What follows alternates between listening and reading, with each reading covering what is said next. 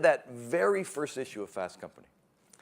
And one of the first articles in our first issue was a really funny piece by a guy named E.F. Borish.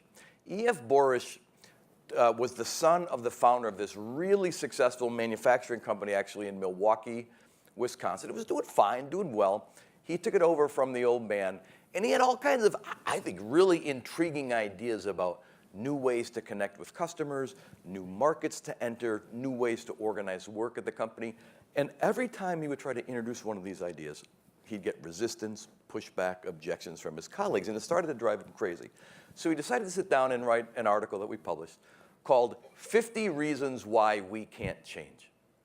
And there was no introduction to the article, no conclusion to the article. It was just literally a numbered list from 1 to 50 of all the objections to change he had heard from his colleagues. And what was funny about it was all of the specific objections kind of contradicted one another. So number one was, we've never done anything like this before. Do we have the guts to do it? Number two was, didn't we try this 3 years ago? I don't think it worked. Why would we do it again? Number seven was, none of our competitors have ever done anything like this. Do we really want to be the first out of the gate? Number eight was, isn't our major competitor doing something kind of like this? It feels a little bit copycat. Number 22 or whatever was, that'll never work here. We're too big. We're kind of cumbersome and bureaucratic. Number 23 was, that'll never work here. We're too small. We don't have the resources. I mean, it was so on and on it went, one more contradictory to the next. Now, here's the punchline.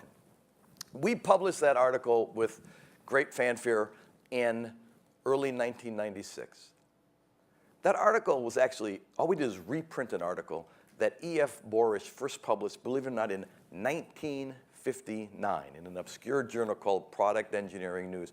And our point to our readers then, and my point to you this afternoon, is that the more things change, the more the objections to change remain the same, which is why your first job, wherever you are in the organization, your first job as a leader or a change agent is to convince your colleagues, and maybe deep down to convince yourselves, that in the world that Coop described, playing it safe may be the riskiest course of all.